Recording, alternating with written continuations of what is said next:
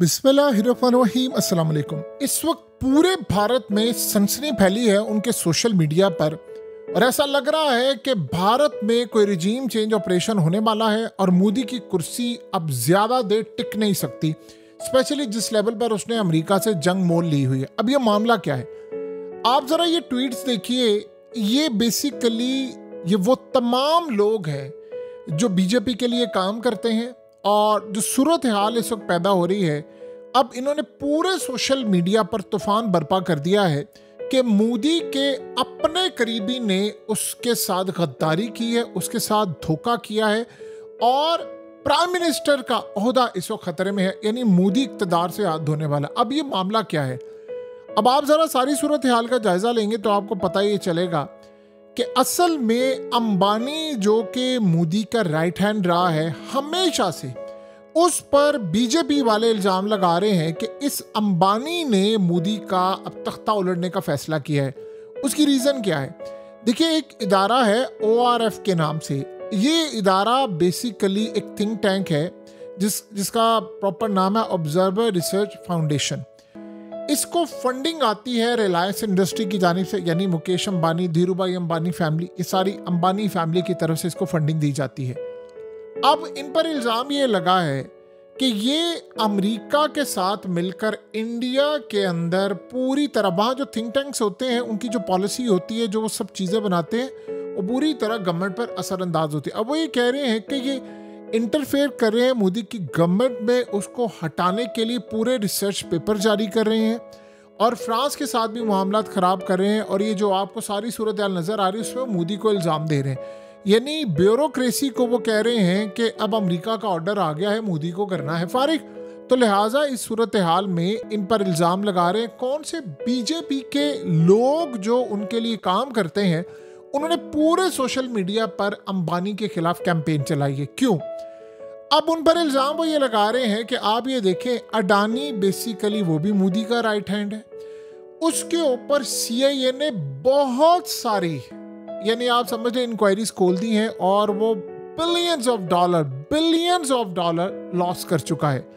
Stock market crash हुई है, उनके शेयर्स गिर चुके हैं, बुरी तरह क्रैश किए हैं और सबसे बढ़कर बात यह है कि उनके शेयर्स के साथ साथ इंडिया की स्टॉक मार्केट पर भी असर पड़ा है और उसके खिलाफ वो कह रहे हैं कि ज़ाती तौर पर CIA काम करे। अब सूरत हाल सामने आ रही है कि बीजेपी वाले इल्ज़ाम लगा रहे हैं कि अंबानी का उसके पीछे हाथ है, क्योंकि अंबानी के ट्रम्प के साथ ताल्लुकात बहुत अच्छे हैं और जब तक उसके ट्रम्प के साथ ताल्लुकात अच्छे थे तब तक मोदी के भी अच्छे थे।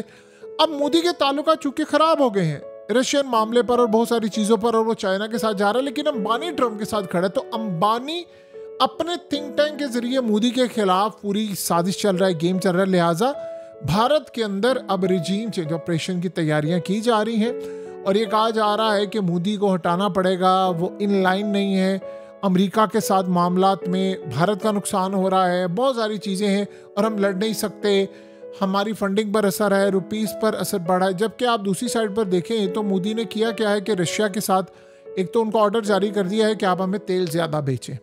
नंबर 2, उन्होंने कहा है कि रशिया और इंडिया के दरमियान जो अब करेंसी ट्रेडिंग होगी, यानी जो सारी ट्रेडिंग होगी वो इंडियन रुपीस और रुबल में होगी 90% तक, सिर्फ 10% ऐसी है जो डॉलर में है, उसको भी वो 100% तक ले जाएंगे। यानी ये उसने ट्रम्प को जवाब दिया है और अमेरिकी डॉलर को जो जाहिर सी बात है तबाह करने की कोशिश करेगा और डोनाल्ड ट्रम्प उसको छोड़ेगा तो नहीं। यहाँ तक ये मामला सामने आया है कि जी उसको अपने ही राइट हैंड ने ये काम कर दिया है कि मोदी को फारिग करने का फैसला कर लिया। अब अंबानी को कितने ठेके दिए हैं, क्या सूरत हाल है। अब अडानी को जब वो ठेका देते हैं तो इंटरनेशनल सतह पर अमेरिका पाबंदियां लगा रहा है, उसके खिलाफ केसेस हैं, बहुत सारी चीज़ें हैं। तो वो कह रहे हैं कि असल में वो मोदी को नुकसान देने के लिए जा रहा है, क्योंकि अडानी CIA के करीब नहीं है, जबकि मोदी इस सूरत हाल में CIA से और ट्रम्प से लड़ाई कर रहा है और CIA और ट्रम्प के करीब इस वक्त अंबानीज हैं। तो ये सूरत हाल बहुत ज़्यादा ख़राब है। अब कांग्रेस इनका मजाक उड़ा रही है, वो कह रही है कि असल में फारिग करने की तैयारी। अब मसला ये है कि रिसेंटली आपको पता है कि राहुल गांधी ने जिस तरह वोटर्स का पूरा एक खेल सामने रखा कि किस तरह 2 नंबर तरीके से मोदी को फैसिलिटेट किया जाता है, किस तरह मोदी के लिए मामलात रखे जा रहे हैं, तो वहाँ पर भी मोदी फंसा हुआ है। इंटरनल आपको पता है कि बीजेपी ने रिक्वेस्ट की थी कांग्रेस से, खासतौर पर राहुल गांधी से की थी कि देखिए आप ये काम ना करें, आपका साथ हमें चाहिए। इस वक्त हालात हैं बड़े ज़्यादा ख़राब, हमारे लिए मामला है काफ़ी ज़्यादा ख़राब, क्योंकि अब ये जो लड़ाई हुई है ये पूरे भारत को भुगतना पड़ेगी। तो उधर राहुल गांधी ने कहा कि आप एक काम करें ना, आप पहले ट्रम्प का नाम लें और ये कहें कि ट्रम्प झूठा है। पार्लियामेंट में उसने कहा मोदी की तकरीर के दौरान कि आप नाम लें कि ट्रम्प झूठा है और उसने जंग बंद नहीं करवाई। अब जयशंकर आकर कहता है जंग बंद नहीं करवाई, राजनाथ सिंह कहता है, अजीत डोभाल, ये सारे कहते हैं, और मीडिया तो आपको पता है ट्रम्प के खिलाफ इस वक्त खड़ा ही हुआ है।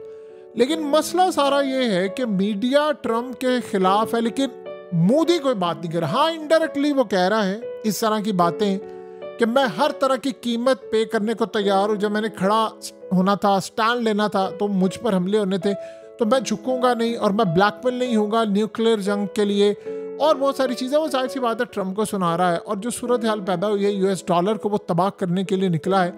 अब आप ये सोचें ना कि एक तरफ तो उसने रशिया के साथ डील कर लिया है कि यूएस डॉलर को तर्क करना है, दूसरा वो चाइना के साथ डील करने के लिए जा रहा है कि आपके साथ जो ट्रेड हो। आपको पता है कि इंडिया बड़ी तादाद में बिलियंस ऑफ डॉलर्स इंपोर्ट करता है गुड्स चाइना से, और वो कह रहे हैं, चाइना से डील कर रहे हैं कि भाई आप डॉलर में ना करें। तो चाइना तो ऑलरेडी खुश है। ये सारी सूरत हाल तो आपको नजर आ रही कि सारे खुशबाश हैं, बहुत ज्यादा मामला तो उनके सही हो रहे हैं। जी क्या बात है, हम तो बहुत ज्यादा खुश हैं। एक तरफ तो चल रहा है ये सारा सिनेरियो, और दूसरी तरफ मोदी के लिए मुश्किलात बढ़ती जा रही हैं। रशिया ने ऑलरेडी इनको वार्न किया था कि अमेरिका ने रिजीम चेंज करना है, आपके इत्तेहादी जाएंगे, क्योंकि इस दफ़ा आपकी गवर्नमेंट इत्तेहादियों के सर पर है, और इत्तेहादियों को अप्रोच करने की कोशिश की जा रही है कि आप मोदी का साथ छोड़ें। एक इत्तेहादी गया तो गवर्नमेंट गई।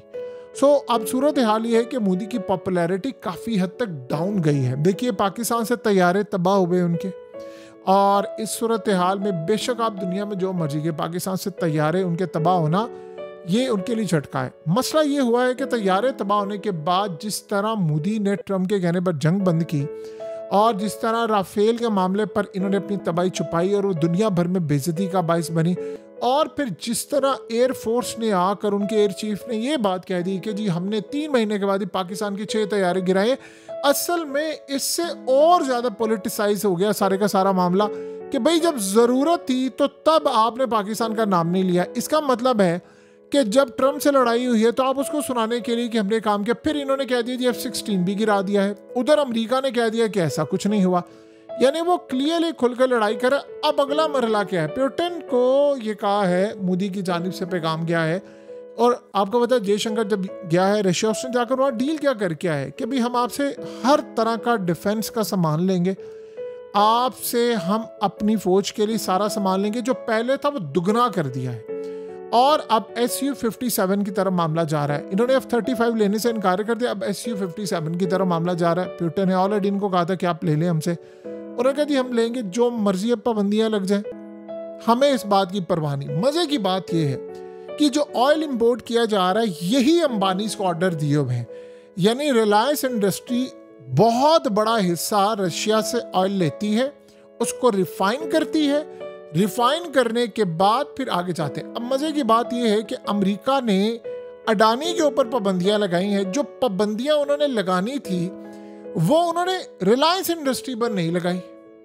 ये बात बड़ी अहम है कि रिलायंस पर अगर वो लगाएं पाबंदियां और कह दें तमाम ममालिकों, खास तौर पर यूरोप को, कि चूंकि रिलायंस इंडस्ट्रीज अंबानी की इंपोर्ट करती है रशिया से ऑयल और वो आगे एक्सपोर्ट करती है, लिहाजा हम इस पर पाबंदी लगाते हैं, इनसे कोई मामला तय नहीं होंगे। तो जब उन पर पाबंदियां लगेंगी तो फिर यूरोप भी लगाएगा। उन्होंने इंडिया पर टैरिफ लगा दिया है जिसकी प्राइस पूरा भारत पे कर रहा है, लेकिन अंबानी को नहीं कुछ कहा, जो सबसे अहम बात है। और यही चीज खटक रही है कि मोदी के खिलाफ कैंपेन है, वो कह रहे हैं कि जी हमारे खिलाफ, इसीलिए बीजेपी का IT सेल इस वक्त बैशिंग कर रहा है शदीद अंबानी की। और यही वो असल में मसला है कि ये सारे का सारा सिनेरियो इस वक्त सामने आया है।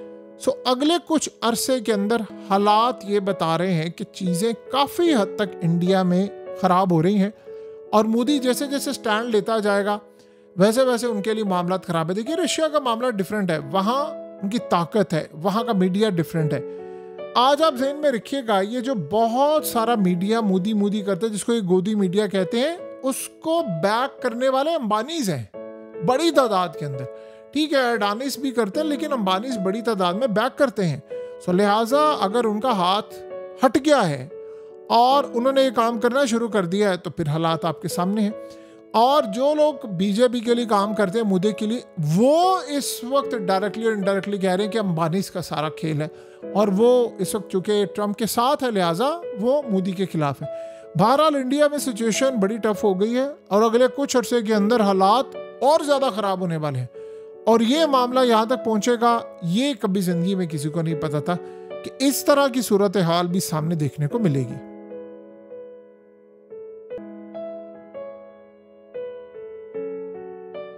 हकीकत टीवी को सब्सक्राइब करना मत भूलें, वीडियो को लाइक करें, शेयर करें और कमेंट सेक्शन में अपनी राय का इजहार ज़रूर करें।